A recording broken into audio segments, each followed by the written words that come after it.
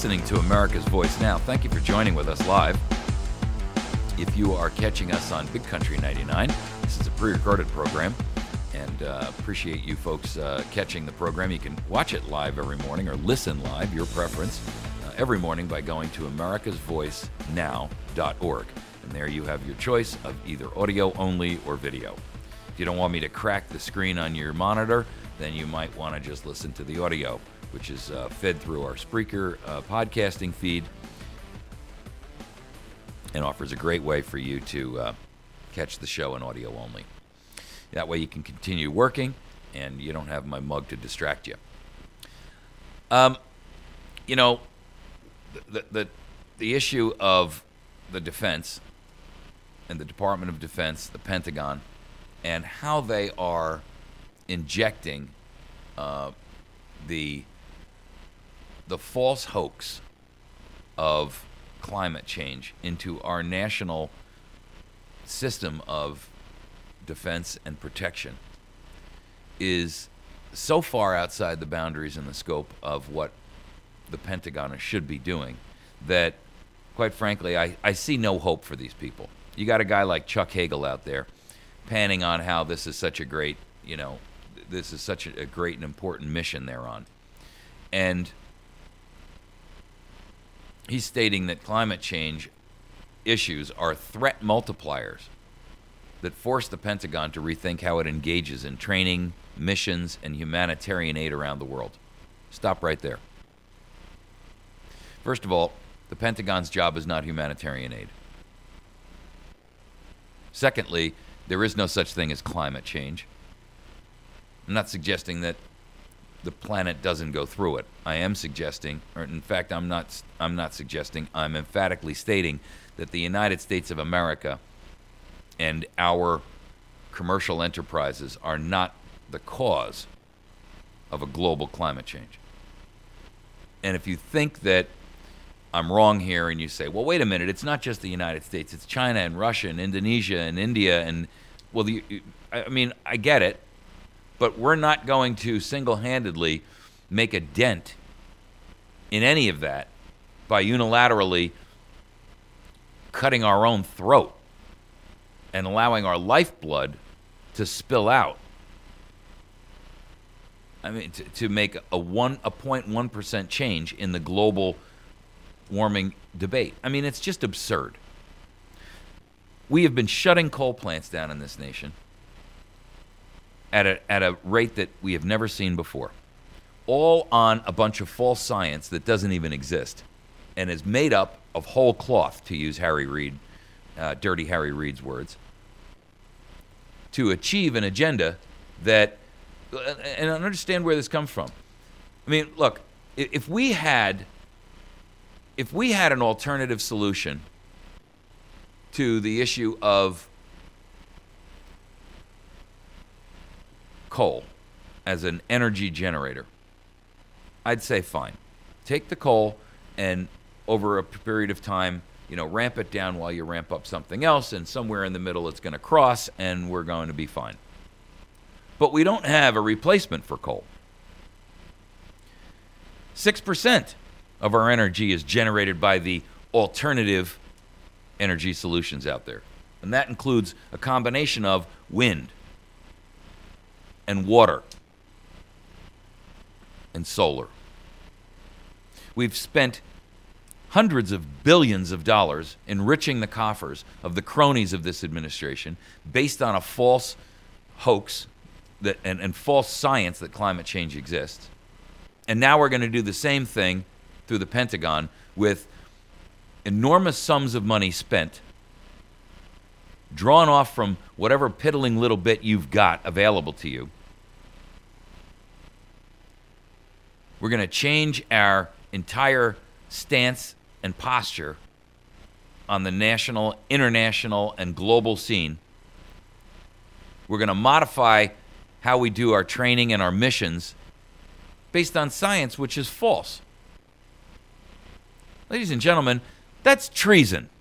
Maybe not in the defined word where you say, okay, you got a specific act that you can point to that says, this person tried to assassinate a head of state. But a wholesale attempt to destroy the nation from the inside, utilizing, false science, is no different. May not be as directed and focused as trying to, to follow the definition of treason as an official. It's to, as an official definition, one of them, and only one of them, says that you can utilize treason as the attempt to terminate a head of state. But it also stands for aiding and abetting the enemy. And the enemy doesn't necessarily have to be some specific nationalistic organization. It can be as simple as destroying us from the inside to the benefit of our enemies. Who are those? Al-Qaeda, China, Russia, all totalitarians around the world, Venezuela, Maduro. The truth is, ladies and gentlemen, that we have completely upended everything about our nation that makes any sense. There's no gravity left on the planet. We're going to change our training and our missions and our humanitarian aid around the world. Let's get to the humanitarian aid part. There are untold numbers of humanitarian aid organizations out there. Some funded by government, some funded by private donations. But the Pentagon and the Department of Defense is not one of them. It shouldn't be one of them. That's not their role. They are there to defend. Now, I'm not suggesting that they can't use helicopters to fly in food to, an area ravaged by a storm or something like that. But look, that's not the primary goal, and that's not the prime function and the prime motivator of our Department of Defense. It never has been, and it shouldn't be considered or is construed to be so now. To make the argument that it is to ignore reality and continue to perpetrate a lie.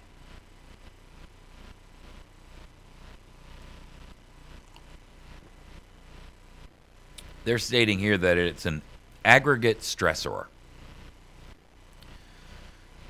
And it aggravates poverty, environmental degradation, political instability, and social tensions, conditions that can enable terrorist activity and other forms of violence. Okay. The word Department of Defense, the phrase Department of Defense, as the key operative word of defense.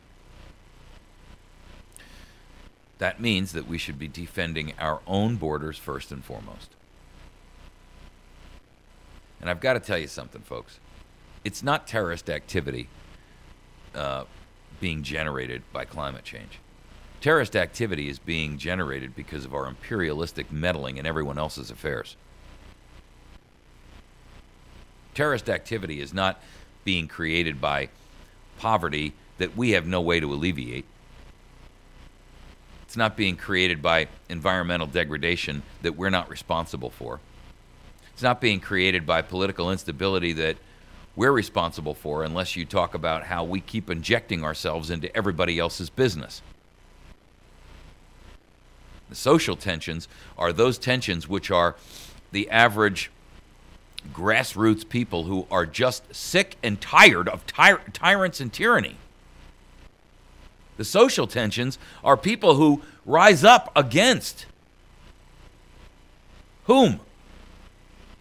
The likes of Washington, the likes of the monsters over in Putin and over in Russia, the likes of the people who are rising up against the Chinese totalitarian government, the likes of people down in Venezuela who are rising up against Maduro. That's the social tension. Stop being tyrannical. Stop being totalitarian. Stop oppressing your own people, and they'll stop uprising.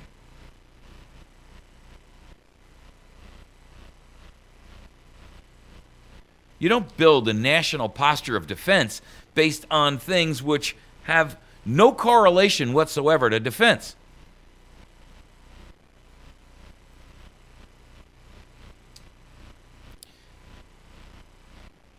The ridiculous part of this entire thing is the Pentagon is attempting to utilize this kind of argument to fund itself and to increase its funding. And meanwhile, we're the laughingstock of the world. I posted an article up from the Times of Israel this morning about an Iranian general who says Obama's threats are, quote, the joke of the year. He calls Obama a low IQ president whose threat to launch a military offensive if nuclear talks fail with Iran. And he calls it an often cited punchline in the Islamic Republic, particularly amongst children. Now, if you want to know what foments social tension and political instability, it's the idea that kids are growing up with the for the first time ever with the concept that the United States is weak, ineffectual, incompetent, inept, impotent.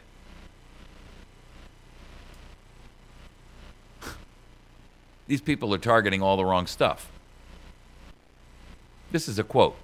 The low IQ U.S. president and his country's Secretary of State, John Kerry, speak of the effectiveness of the, quote, the U.S. options are all on the table, end quote, on Iran. While this phrase is mocked at and has become a joke among the Iranian nation, especially our children. That was General Masoud Jazayeri. He was talking in reference to a Bloomberg interview with President Obama that was run last week, done on Sunday, and during the course of that interview, Obama made the statement that all options are on the table, which he uses frequently. Him and Kerry both use it. Kerry is Lurch. Have you ever looked at him? I mean, is he not becoming more Lurch-like every moment? You rang.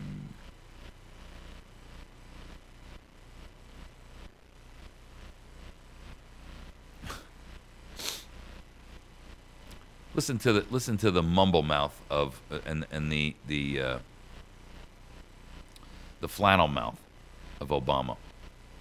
We have a high degree of confidence that when they look at 35,000 U.S. military personnel in the region that are engaged in constant training exercises under the direction of a president who has already shown himself willing to take military action in the past, that they should take my statements seriously. You know, I don't take him seriously. Why should they? They published in the Iranian newspapers a cartoon that mocks him. The name of the cartoon is All Options on the Table, this time for Russia. And in it, it shows a picture of Obama peering into an empty paint can. And the label on the paint can says red line. And they also show Putin walking away saying, I think you used it all on Syria. In other words, he's out of paint. Ladies and gentlemen, is it any surprise? Is it any surprise that the world looks upon us as ineffectual, incompetent, and eunuchs who are completely and totally impotent?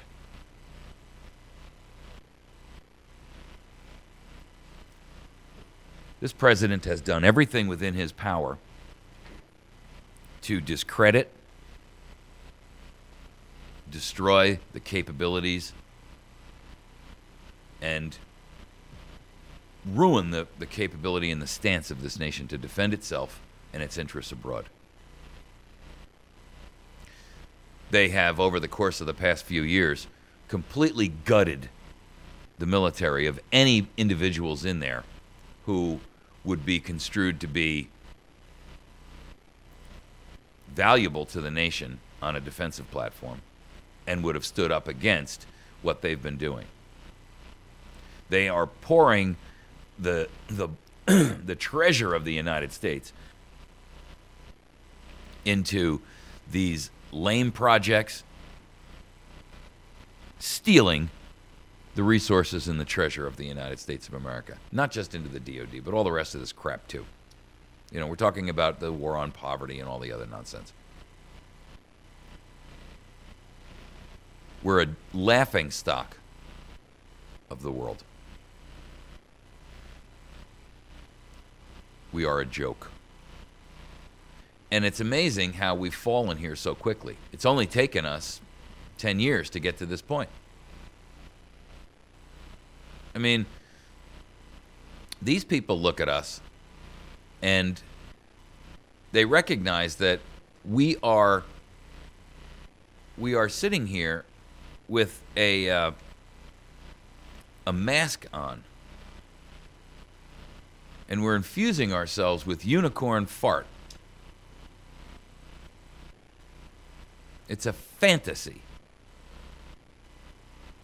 I heard the other day Merkel come out and say that Putin is living in or not living in reality over this thing in the Ukraine. And Obama came out and said basically the same thing. I got to tell you, folks, the reality is he's already in control of Crimea. The odds are at the end of the day he's either going to end up with that and the whole eastern portion of the Ukraine, or maybe the entire Ukraine. Who's not living in reality? They're not living in reality. Hegel is not living in reality.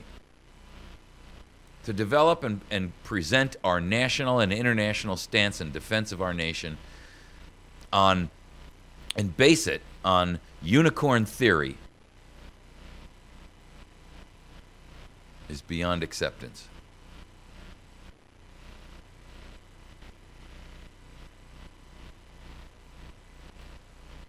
Our enemies look at us with disdain. They have absolutely no fear of us, and they realize that we are a paper tiger.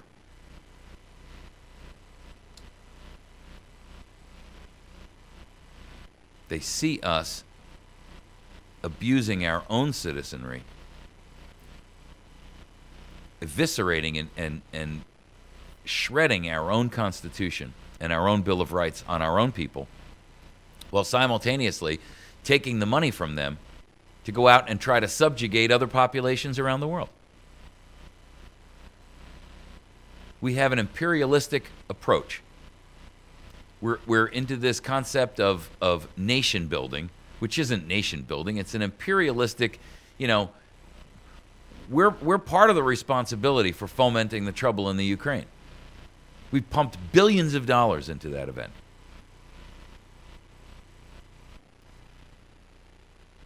Most of it, by the way, so that the IMF can go in there and lend them money and apply austerity and strip the wealth off of that country.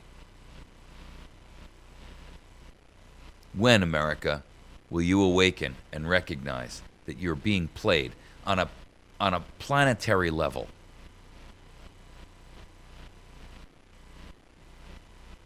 You're being played on a level that is so large it encompasses the universe. You hear of the vast right-wing conspiracy.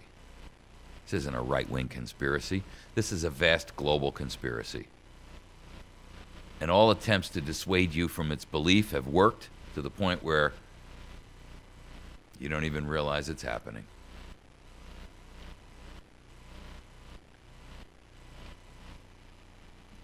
To believe that our involvement on an international scale is really humanitarian, it's beyond comprehension. The proof is all around you. The super wealthy are growing super wealthier by the moment. The nations around the planet are being laden with debt that is incomprehensible and impossible to ever pay off. every government in operation today, including our own, and in fact we've taken the lead, are actively working at the enslavement, and I do mean enslavement in the traditional sense, of their populations. It's fostered by the ultra-rich, the central bankers, the power players, the Council on Foreign Relations, the CFR out of Washington and New York. There's a small oligarchy of what, 1 million, 2 million people planetary-wide? Out of 7.5 billion people, there's 2 million, maybe, at best, that are pulling the strings for everybody else. Is that so hard to fathom? Is it so hard to believe? Really? If we see here an example of that in the United States, of a couple of thousand that are, for all intents and purposes, playing and creating a set of rules that enables and enriches them at the expense of the 315 million of the rest of us, why is it so hard to believe that it's being done on a planetary basis? I don't understand it. I'm not wearing some kind of a tinfoil hat here. Look around you at the evidence. It is everywhere.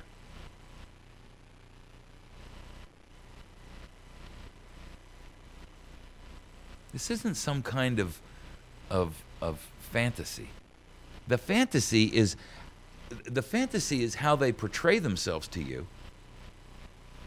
And the absurdity is that you believe it.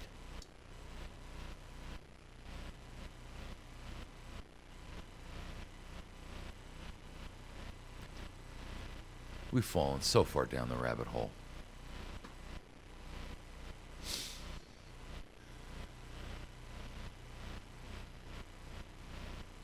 We really, I got to tell you, America, I cannot foresee a positive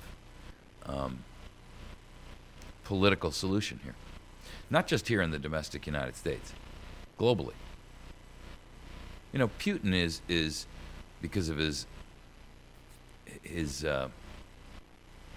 world stance, he's visible. But there's 1,000 little tyrants just like him in places all over the country, all over the world. We've got 1,000 little tyrants like him right here.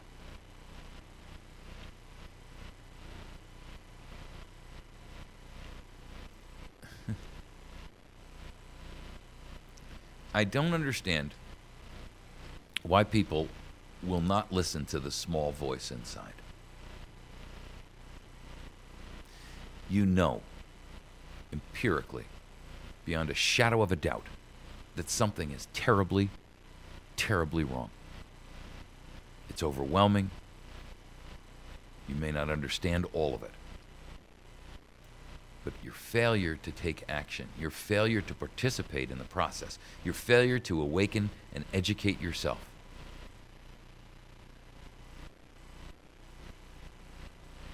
that will be your undoing.